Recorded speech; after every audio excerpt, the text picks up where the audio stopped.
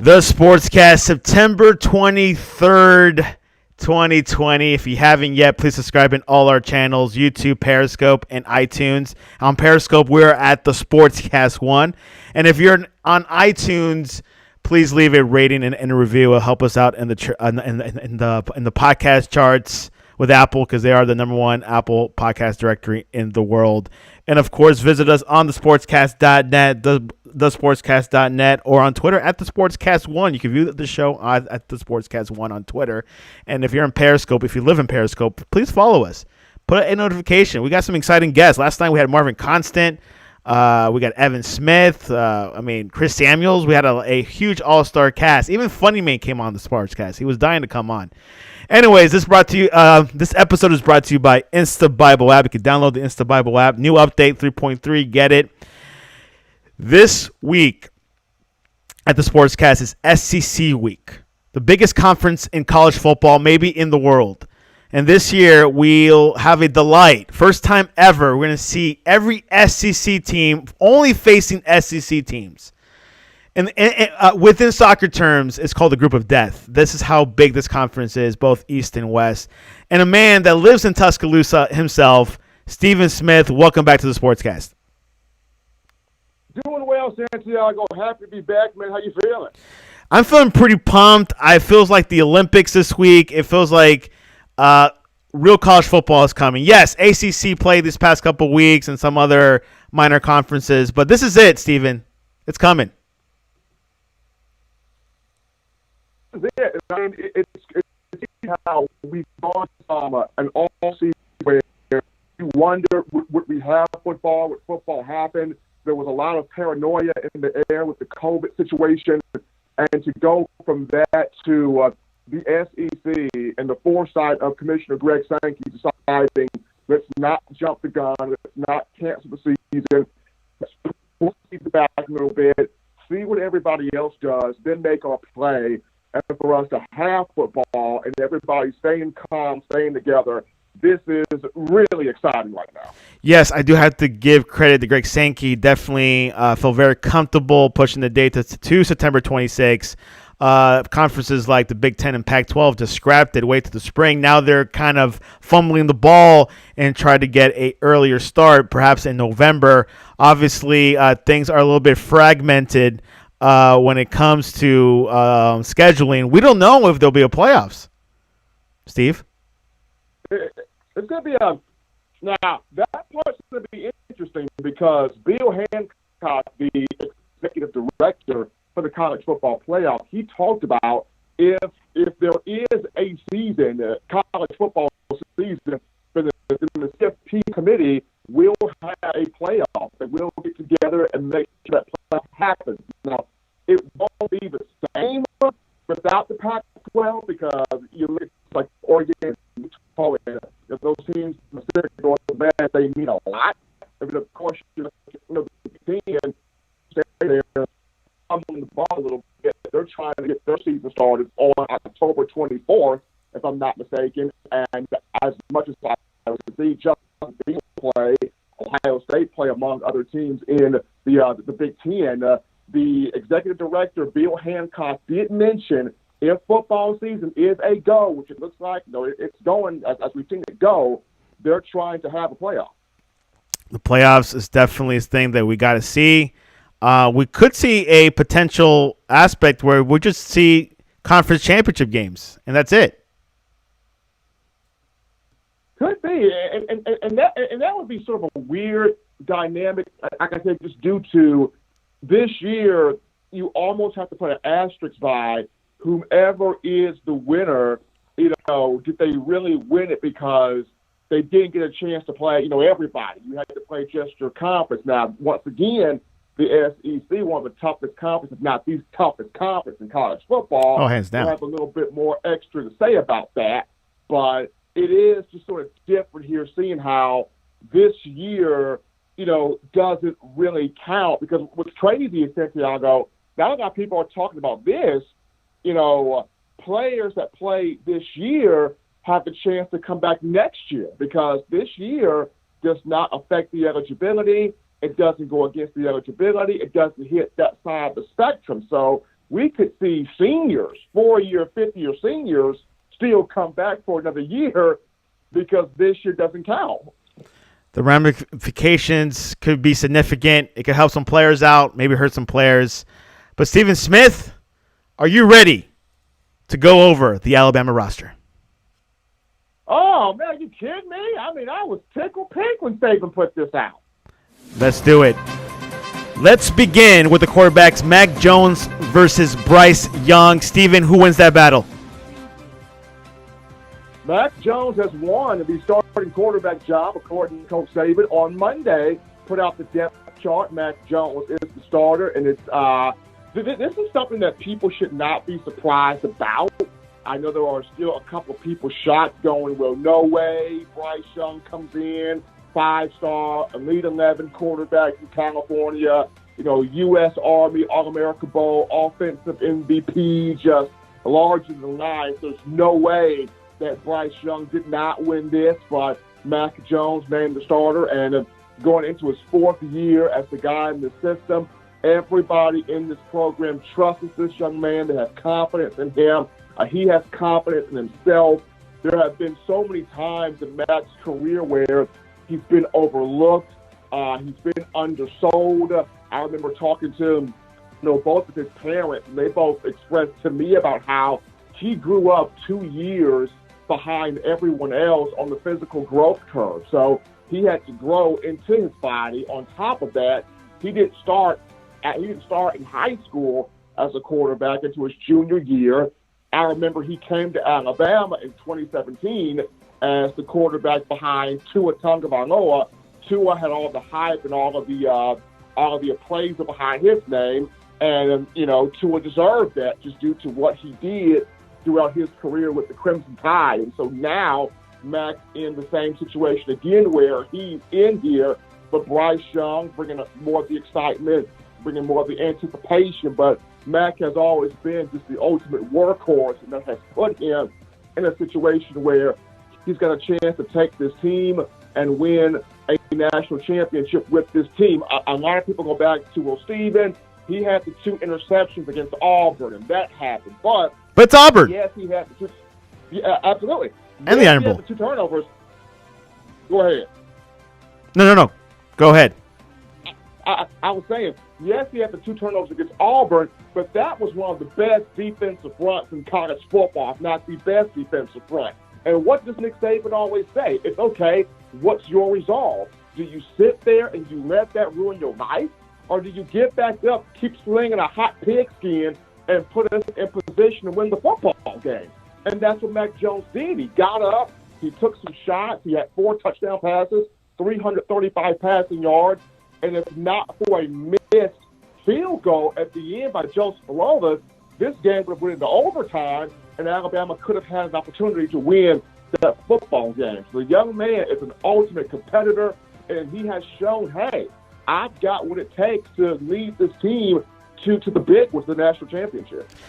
Mac Jones it is. Mac attack. We'll see what happens. Let's go to wide receivers. Devontae Smith, Henry Ruggs, Jalen Waddle, Nick Williams, Kenny Bell, William Strickland, and Danny Woodson. Stephen, what can you tell me about this group?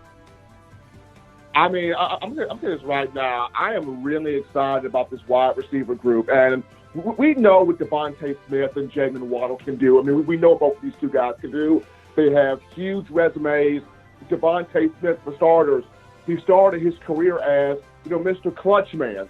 2 game-winning touchdown catches as a freshman. One of them came against Mississippi State in the regular season off the arm of Jalen Hurts. The other one, the more notable one, came in the national championship game against Georgia off the arm of Tua Tagovailoa on 2nd and 26. So he started his career as Mr. Clutch, but he grew to Mr. Leading Man. Last year, Smitty led the team in receiving yards, led the team in touchdown catches, led the team in yards per catch, yards per game. He had 3, 100-yard games, including 2 200-yard performances. So we know Smitty's resume. Jalen Waddle's resume, he's just Mr. Explosive, Mr. Lightning in a bottle. He works extremely well in space, and what's crazy is the last 2 years, he's kind of been more so of a specialty player. Now, he's going to be an every down receiver, Steve Sarkisian is going to get him the ball more naturally. So now defenders have got to be aware of him on every given play. And that's going to be exciting. So the number 3 guy to watch for is John Mechie, Calvin Ridley 2.0, Calvin Ridley's Canadian twin, as John Mechie hails from Brampton, Canada, at 6 feet, 195 pounds. He gets to start as the Z receiver at the bottom of the formation. So you have Smitty at X, Waddle in the slot, and Mechie at Z at the bottom. He's got the hands. He's got the route running concepts. He's got great speed, fierce competitor. He and Mac Jones spent a lot of time together over the summer working on things. I'm excited for Mechie. And then you also have, guys like Slade Bolden, Javon Baker, the true freshman from Georgia, and Xavier Williams, who will get on the field as well. But the trio of Smitty, Jalen Waddle, and John Mechie, this is going to be fun. Let's look at the running backs. Najee Harris, Brent Callaway, and Nick Tunker. How's the running back unit looking for this year? Now, Najee Harris worked his tail off all summer, whether it was with a former Auburn standout, Brad Lester, or Derek Blaylock, who had some time there in the NFL playing pro ball. Najee Harris has done everything that these 2 young men have asked him to do, whether it's speed training, strength training, cardio, agility, leg work, flipping massive tires, whatever Najee Harris has been asked to do, he has done that. He's improved his speed tremendously. And I believe we saw at Santiago last season against LSU during the middle part of the year where he fully locked in. He kind of understood, okay, if I lock in, or when I lock in, I can be one of the most complete backs, if not the most complete running back in college football. Had a stellar season last year, first 1,000-yard year, first 1,200-yard year with 1,224 yards and 13 touchdowns. So he's back as the full, complete guy, and a guy that has his sights set on, winning the Heisman Trophy. Behind him, Brian Robinson Jr., the pride of Tuscaloosa. He's looking for a massive year himself. Just like Najee's trying to get a big draft stock, Brian Robinson trying to get a huge draft stock. He has gotten his speed down. He looks swole, chiseled up, ready to play, be that downhill back. And behind Brian Robinson, you got Trey Sanders, of whom I like to call the electric wild card. Steve Sarkisian said, if this young man explosive, you can't keep him off the field. You can't turn away from him, look away from him. He runs hard between the tackles. He can bounce plays outside. He can catch the ball at the backfield. This young man is a triple threat. And last year would have been his year to do some things, if not for a foot injury in August camps. You got the 3-headed monster in Harris, Robinson, and Trey Sanders. But then you got 3 freshmen in Jace McClellan, Roydell Williams, and Kyle Edwards. They look to find their way in this rotation on special teams, but also see if they can steal some carries in there. So this running back room, it's deep, it's nasty, it's ready to go. Tell us about Brian Robinson Jr. What will he do this season? What can he do this season? I think he'll be able to get a lot of carries here away from Najee. He and Najee Harris will be the 1-2 punch. I look for Brian Robinson to have. If Najee hits over 1,000 yards, I'm looking for Brian Robinson to at least be in that 800 yard to 1,000-yard range, at least 800 yards rush, because he is perfectly capable of doing that. Once again, a north-south, one-cut, downhill back. My main thing for him is he doesn't have to be Najee. Just be himself. Lower the shoulder, run guys over, get yards, pound those linebackers, pound the defensive linemen, make guys in the defensive backfield think twice when they try to tackle you. Just be himself. Be that physical bruiser downhill back. How about Trey Sanders? For Trey Sanders, I want him to be the wild card. Like I mentioned, him bringing something different, a different wrinkle, whether it's a juke move here, a catch out the backfield here, a spin move there. Just provide a different wrinkle to make defensive coordinators go, I have to focus on him too. So for him, not playing last year, this is his opportunity to say, yes, Najee can do this, yes, Brian Robinson can do this, but let me bring you over to my hood. Look what I can do over here, and create that extra fear in the mind of a defensive coordinator. The tight ends, Steven, there's a big group of tight ends. Who will be the standout this season? Standout at tight end, I'm going to throw two out here. I'm going to throw Miller Forrestall out here, and I'm going to throw Carl Tucker, the transfer from North Carolina, out here. Miller Forrestall going into his fourth year, with the team. He had a red shirt, year after getting hurt, a season ago. So he had 4 touchdown receptions last year. Forrestall will kind of be in that Brad Smelly H-back type of role, to where he'll kind of be that security blanket for Mac Jones at quarterback. He knows how to find the holes in the zone, get open, create that separation, that type of thing. But Carl Tucker, coming over from North Carolina, this was a huge pickup for Alabama. He brings 38 games of experience over, 36 career catches, 549 yards, 4 touchdowns coming over from the Tar Heels. Now, he dealt with some injuries. He's fully healthy now. And not only can he catch the football, whether it's on the end of the line or stretched out wide, but he's a very, very good blocker. Strong power hands, Nick Saban describes the hand strength there of Carl Tucker. So Miller, Forrestall, Carl Tucker, 2 guys to watch. But Alabama will be rotating 4 to 5 tight ends. A couple of the other guys, you've got Cameron Latu in there, Jamil Billingsley in there. He's very athletic. And then Major Tennyson in there as well. So keep your eyes on Forrestall and Carl Tucker, but Alabama's rotating 4 to 5 guys. Will Tucker remind Tide fans of Colin Peak? Tucker can. Tucker can remind Tide fans of Colin Peak, but I think Tucker's got the athleticism to possibly remind fans of O.J. Howard also. That's a good sign. That's a very good sign. He's got the hands. He's got the athletic ability. Now, he's not as big as O.J. Now, O.J. was 6'5", 6'6". Carl Tucker's 6'2", so he doesn't have the size to remind you of O.J., but the potential, the productivity, the hands, there are some similarities there. Let's go into the defense. Of course, last season was not good for Alabama because a lot of them were injured. Tell us about this defense. Are they going to be stronger than last year? They're going to be stronger than the last 2 years combined. A lot of depth on this group, a lot of talent. But the big thing here, a lot of hunger, and also the continuity that Saban kept on the coaching staff. Usually on defense, he'll lose 3 to 4 to 5. It's a massive exodus of coaches on the defensive side of football, typically, especially recently here. This time around, Saban kept the continuity on the coaching staff. He only lost one guy, and that was Brian Baker to the NFL, to the Indianapolis Colts. But Baker's replacement was Freddie Roach. How about that? A guy that played for the Crimson Tide from 2001 to 2005 as a decorative linebacker, and now he's a coach here for Alabama with this defensive line. So the coaching staff hungry as it is.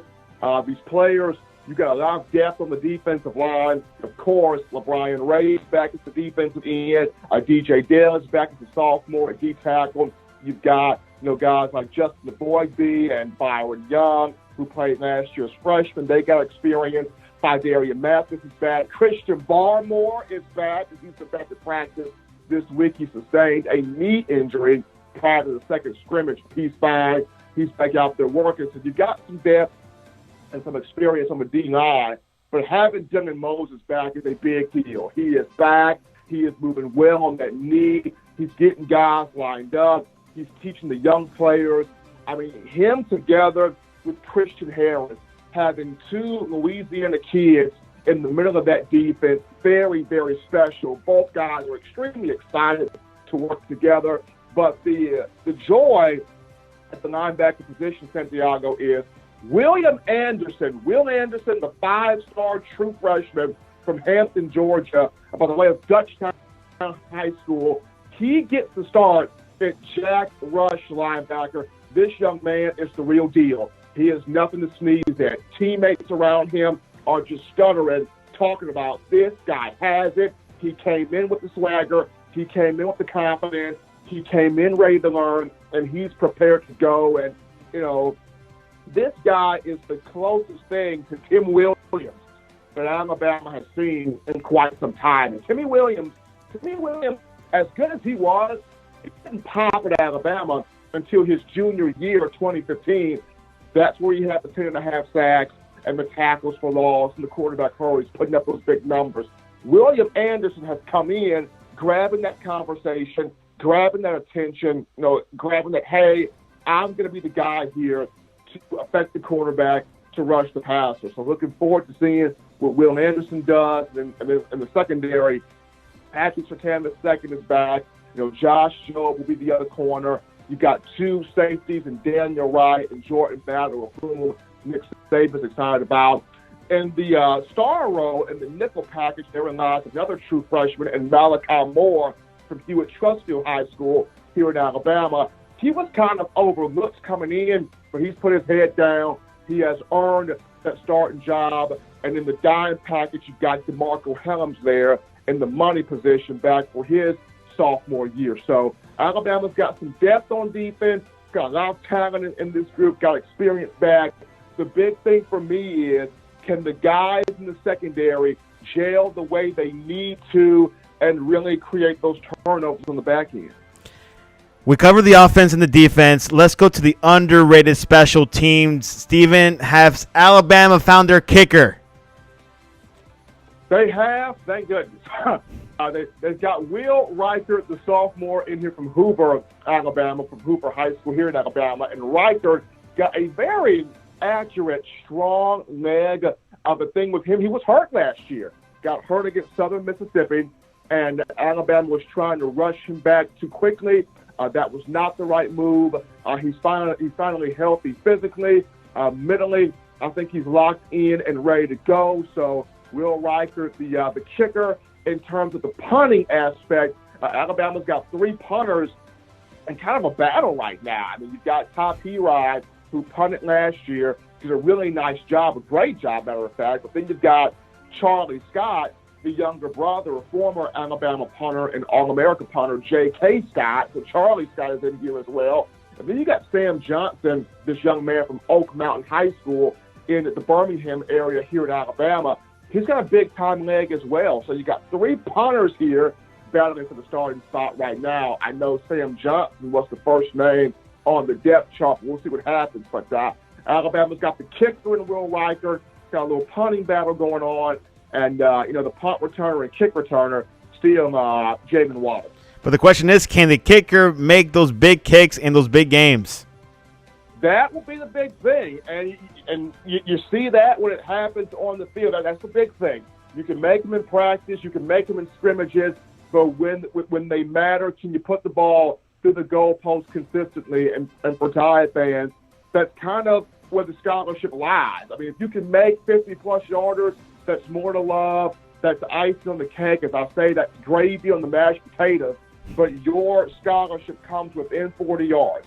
Can you make them within 40 yards? Can you make them consistently within 40 yards? And then can you make your extra points, when you're called on to come on the field and make those points after touchdown tries? So this season will be another episode of, can we have the consistent kicking game in terms of Bama football?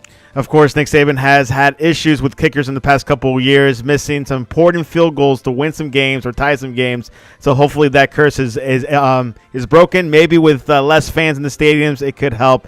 Steven, tell us about the coaching staff. Any significant changes? Any small details that were added or subtracted?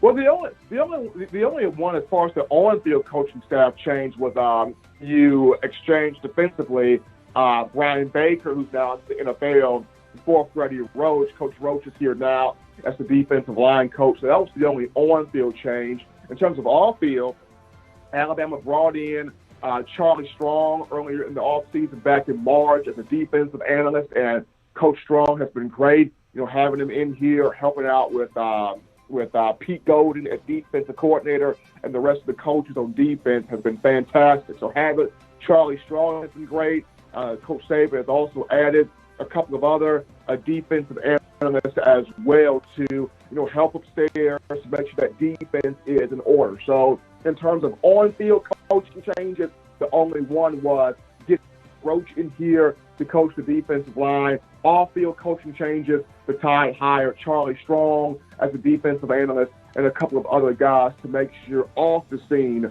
this defense is ran smoothly. And there you have it. That is our Alabama roster preview. So far, what was Steven kind of sounded like? He sounds pretty confident with them. From 0 to 10, Steven, how would you rate this roster for this season? From 0 to 10 right now, I would give it a 9. I would give it a 9. You could put some decimals in it, like 8.8 if you want. I'm not gonna go 8.8. I'm gonna go full 9. I'm gonna go full 9. My only two concerns right now, once again, is with number one, with this kicking game, will Reichert be mentally locked in to make the field goals consistently that he's going to have to make?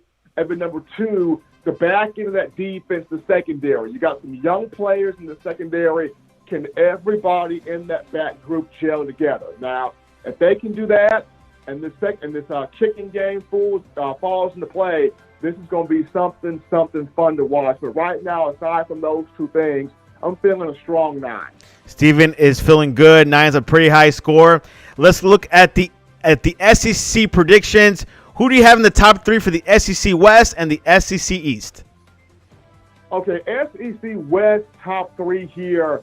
Give me SEC West top 3 here. Give me Alabama. Give me Alabama. Give me Alabama. Auburn 2. Give me Alabama, Auburn 2, LSU 3 for the West. Alabama, Auburn, LSU 3 for the West. For the East, give me Florida. Give me Florida, Georgia. Well, give me Florida, Georgia. Let me go South Carolina 3. Wow, 3. Okay, interesting. That is his top 3 for each part of the SEC East and West. Pretty good predictions. Let's predict the Week 1 games in the SEC. Let's start off with Kentucky at Auburn, 12 p.m. Eastern. Who do you got? I got Auburn in that game. I like Kentucky. I really like what Mark Stoops is doing. I think they found the quarterback, but Kevin Steele's been great on the defensive side of the ball for them. I think Bo Nix can take that next step forward. I like Auburn. Of course, Kentucky is ranked number 23. Keep that in mind. Auburn is number 8. Number 5, Florida at Ole Miss, noontime. Lane Kiffin's going to bring some sauce there to the Ole Miss team. He's going to make it interesting, but I like Dan Mullen. I like Florida. I like Kyle Trask, the quarterback. I'll take the Gators. Mississippi State at LSU, number 6 ranked LSU. Mercy. That game will be in Baton Rouge. Mike Leach has got something in boys. KJ Costello at quarterback. He's going to want to let it rip. You got Kyle and him at running back. You got some balance there. But going down the Death Valley, even though it's not going to be enough fans, still a scary sight there with Mike the Tiger. LSU edges out safe. Oregon gets his first win after for defending the championship. The Georgia Bulldogs at Arkansas. Oh, there's so much familiarity in this game because Sam Pittman used to coach at Georgia on the offensive line, and Sam Pittman brought over a couple of guys with him on his staff to Arkansas that were once at Georgia. So a lot of familiarity here across the line, but I like Georgia in this matchup. Whomever is the quarterback between Carson Beck or J.T. Daniels, I believe there's also a third guy in the mix right there. I like Georgia. They got a very strong defense on the roster there. Give me the Dogs. No upsets yet from Steven. Alabama at Missouri. Alabama at Mizzou. Elijah Drinkwitz will bring some interesting wrinkles, especially offensively. But I think Alabama's prepared. They're set to go. Give me the Tide. Tennessee at South Carolina. All right. This one. I like South Carolina. I really like South Carolina. Give me the Volunteers on this one. Because I really think Jeremy Pruitt's got something up his sleeve. Now, does he have the quarterback? That's the question. We thought it would be Jared Gorentano, not Gorentano, but they got a freshman in Harrison Bailey, true freshman, that Pruitt seems to be high on. The athletic director, Philip Fulmer, seems to like a whole lot. So Give me the Volunteers. Vanderbilt at Texas A&M. Oh, man, I love you, Coach Mace. I really do. I love you, Coach Mace. But, boy, you draw the difficult one because the pressure's on Jimbo Fisher.